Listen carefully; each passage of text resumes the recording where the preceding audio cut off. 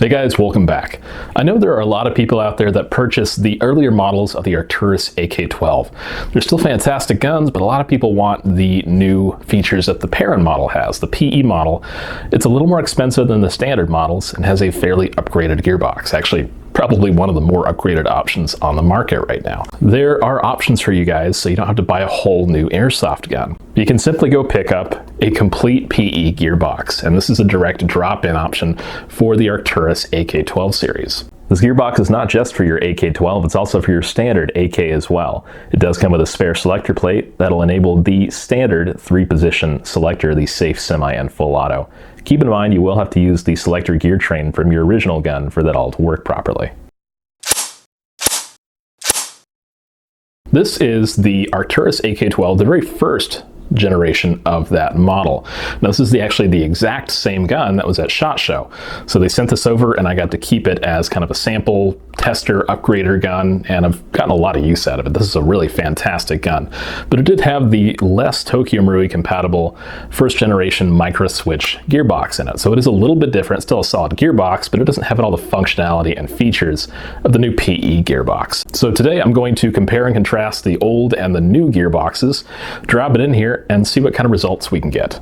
I've gone ahead and removed the gearbox, and I have it side by side here with the newest PE model or Perun model of the AK12 gearbox. We're going to start by opening up the original gearbox, and then I'm going to compare it directly to the new gearbox. They're fairly similar in a lot of ways, but there are still very key differences between the two. Some basic information about the gearbox.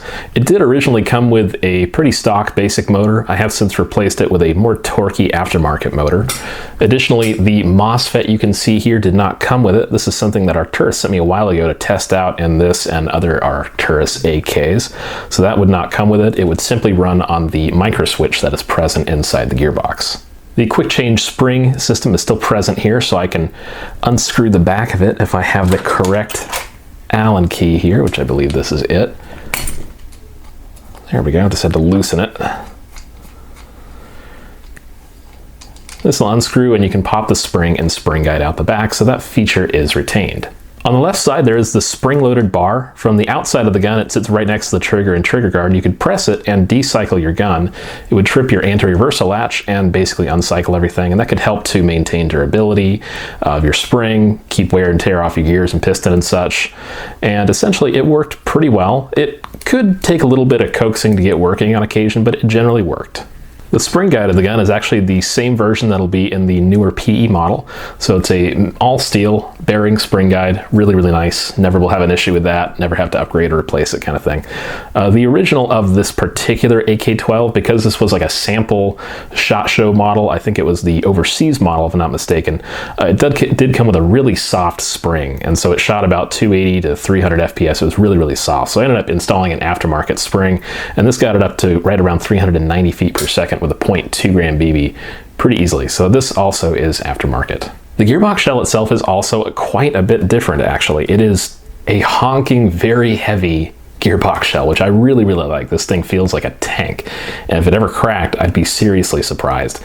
It did have the radius ports for the cylinder window, which is great. I've noticed all the Arcturus products have that, which is a big plus for me. I don't have to get in there with a little metal file. It is a microswitch gearbox, so it won't take a lot of the aftermarket MOSFETs that are normally compatible with the TM compatible gearboxes.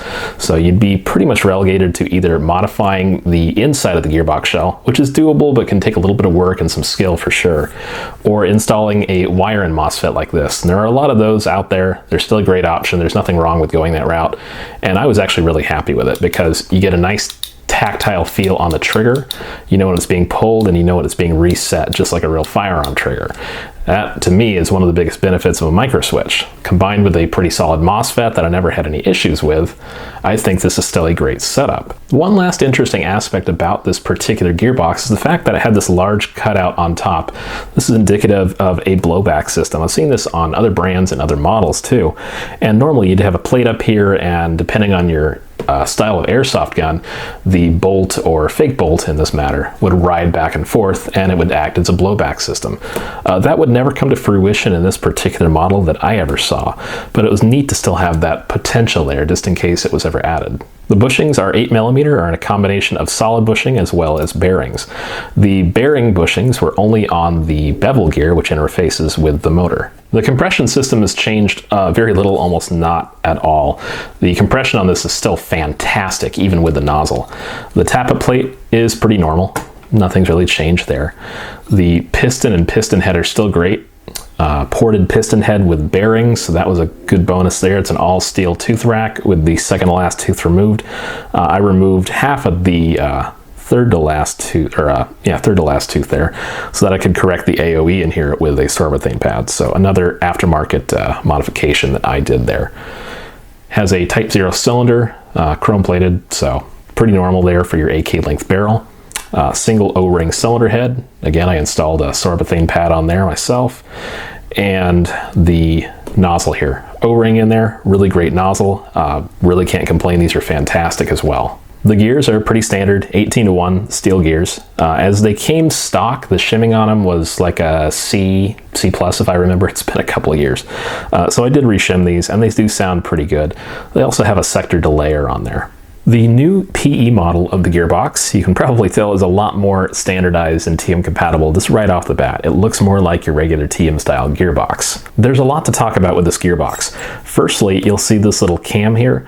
Essentially, you can tighten that down and it will affect where your trigger pull ends. So it's essentially a trigger stop. And you can loosen that and lengthen the pull of your trigger, or you can tighten it down, move it downward, and shorten the pull of your trigger. So if you want the most like hair trigger, and plus the Perun MOSFET that's in there can handle such a short trigger pull, if you just barely want to tap your trigger, you can absolutely accomplish that. Because this Gearbox uses a special Perun Hybrid MOSFET that can allow for the 2-round burst that the AK12 uses, it has a different selector plate too, and it actually comes with a spare selector plate that you can install that has the correct sticker on there if you just want to use your standard semi-safe and full auto AK settings, which is really cool. So if you want to just drop this in a standard AK, not an AK12, you have the option to do that. So the selector plate here too is polymer. The one on the original model was metal, so a little bit of a difference there. You also have your quick change spring guide in the back of the Gearbox, which is really, really tight in there, which is good. You can unscrew that, and in the same fashion as before, you can remove your spring and spring guide out the back of the Gearbox.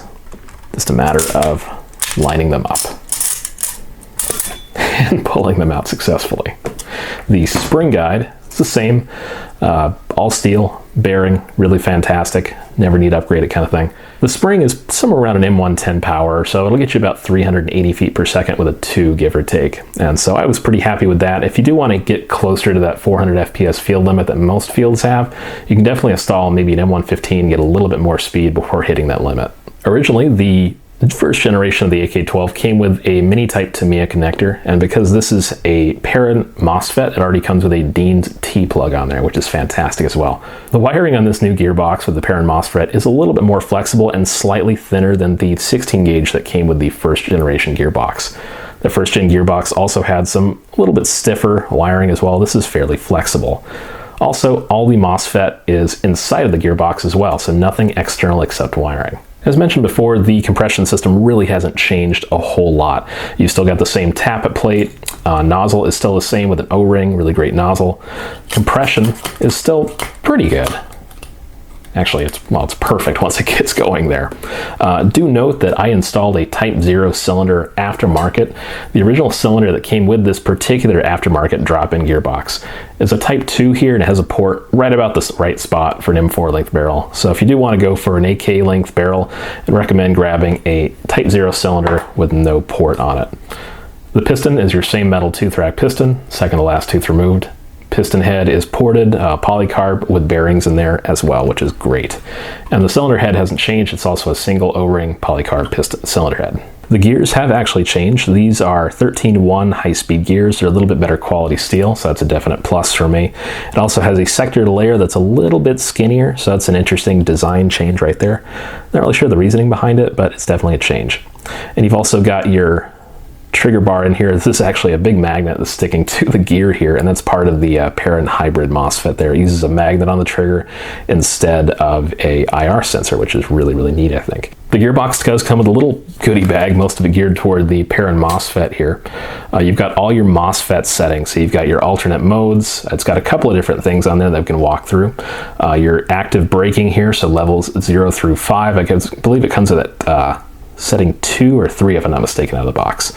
Pre-cocking, so if you want to rack your piston back for a faster follow-up shot, you can.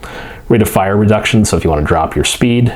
Trigger sensitivity can stock at 3 if I'm not mistaken. That's a factory setting. And you've got 1 through 5, 5 being very sensitive and 1 being the longest trigger pull possible. LiPo alarm, so if your LiPo is getting low, it'll give you a holler. And your master reset if you want to go back to all your stock settings. You do also get a replacement, or actually alternative selector plate that's got the sticker there, like I mentioned before, for your standard AK settings. If I take this all out, I've got replacement stickers, so if they're damaged or lost, you can always still continue to use your MOSFET. You do get a strip of stickers here for different diagnostic modes and options here for it, and you also get a QR code here you can scan for a full instruction booklet online. And of course, like in standard airsoft fashion, you get a big, big sticker. I was pretty pleased with the shimming quality in the gun. It is definitely improved from the first generation of Arcturus guns to this more recent Perun drop-in gearbox. Essentially, the gears were about a B+, A- shimming. They were a little bit loose for my taste, and a couple of really, really, really thin shims fixed that. Other than that, the shimming is really fantastic on this. Definitely something I'd be happy to run stock. One last thing I will mention about this gearbox, it does not include a motor cage or motor or the 2 screws to install the motor cage or motor. So I'm going to be using the original AK12 motor cage. Instead of the aftermarket motor, I've got an Arcturus high torque motor here, a short type, and I'm going to be using that instead. Now that we talked about both the gearboxes, the first generation and the most recent generation of Arcturus's AK12 gearboxes, I'll go ahead and drop this in the first generation AK12 body and see how it works.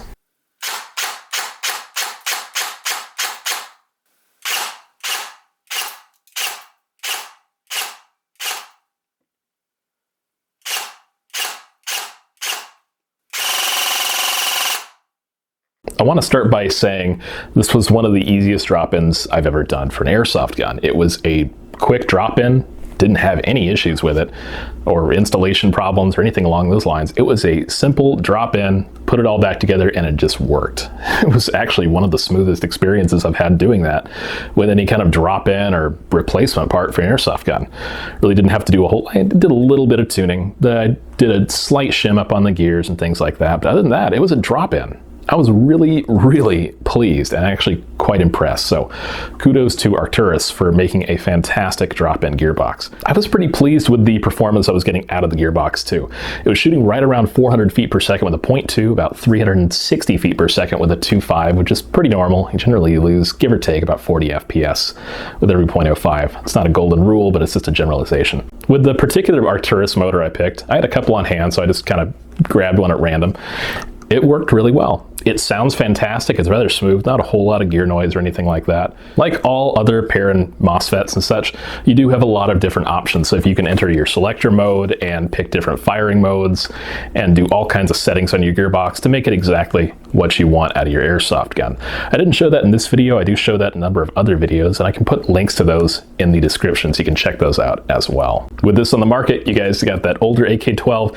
You do have the option to drop in the new gearbox and get all the updated settings without buying a complete new airsoft gun, which can be fairly expensive. So check out the new gearbox in the market. Thanks for watching, guys, and big thanks to Arcturus for sending over the gearbox, the gun, and all the goodies. Thanks, guys, and I'll see you in the next video.